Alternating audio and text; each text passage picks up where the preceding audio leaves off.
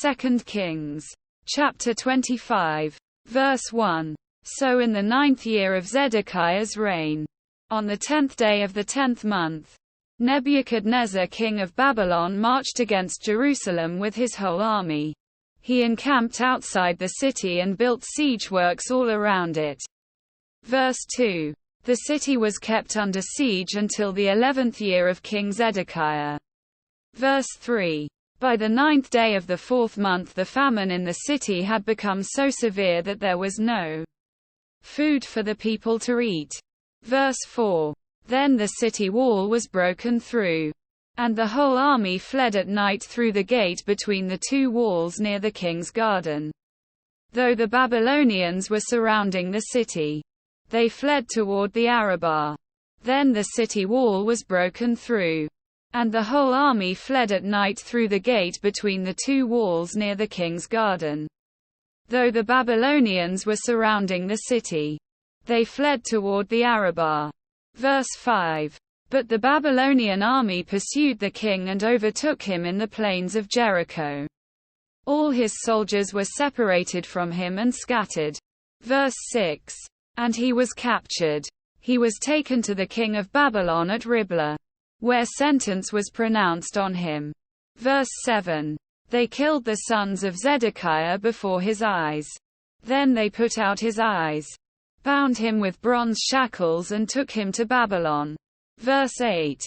On the 7th day of the 5th month, in the 19th year of Nebuchadnezzar king of Babylon, Nebuzaradan commander of the imperial guard, an official of the king of Babylon, came to Jerusalem. Verse 9. He set fire to the temple of the Lord, the royal palace and all the houses of Jerusalem. Every important building he burned down. Verse 10. The whole Babylonian army under the commander of the imperial guard broke down the walls around Jerusalem. Verse 11. Nebuzaradan the commander of the guard carried into exile the people who remained in the city, along with the rest of the populace and those who had deserted to the king of Babylon. Verse 12. But the commander left behind some of the poorest people of the land to work the vineyards and fields. Verse 13. The Babylonians broke up the bronze pillars, the movable stands and the bronze sea that were at the temple of the Lord, and they carried the bronze to Babylon. Verse 14. They also took away the pots, shovels, wick trimmers, dishes and all the bronze articles used in the temple service. Verse 15. The commander of the imperial guard took away the censers and sprinkling bowls, all that were made of pure gold or silver. Verse 16. The bronze from the two pillars, the sea and the movable stands, which Solomon had made for the temple of the Lord, was more than could be weighed. Verse 17. Each pillar was 18 cubits high.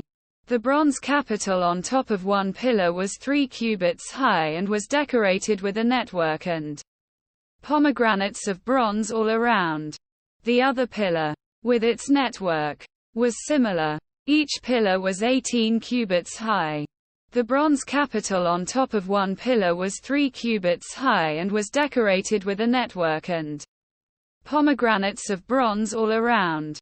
The other pillar, with its network, was similar. Verse 18. The commander of the guard took as prisoners Seraiah the chief priest, Zephaniah the priest next in rank, and the 3 doorkeepers. Verse 19. Of those still in the city, he took the officer in charge of the fighting men, and 5 royal advisers.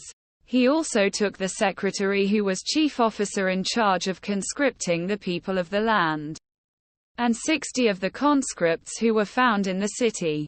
Verse 20. Nebuzaradan the commander took them all and brought them to the king of Babylon at Riblah.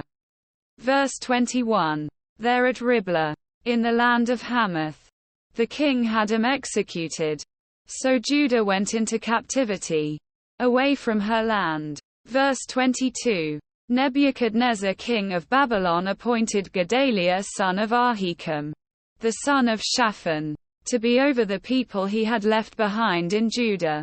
Verse 23. When all the army officers and their men heard that the king of Babylon had appointed Gedaliah as governor, they came to Gedaliah at Mitzpah. Ishmael son of Nethaniah, Johanan son of Kareah, Seraiah son of Tanhumeth the Netophathite, Jaazaniah the son of the Markathite, and their men. Verse 24. Gedaliah took an oath to reassure them and their men. Do not be afraid of the Babylonian officials, he said.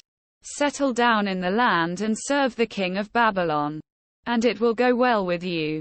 Verse 25. In the 7th month, however, Ishmael son of Nethaniah, the son of Elishama, who was of royal blood, came with 10 men and assassinated Gedaliah and also the men of Judah and the Babylonians who were with him at Mitzpah. Verse 26. At this, all the people from the least to the greatest, together with the army officers, fled to Egypt for fear of the Babylonians. Verse 27.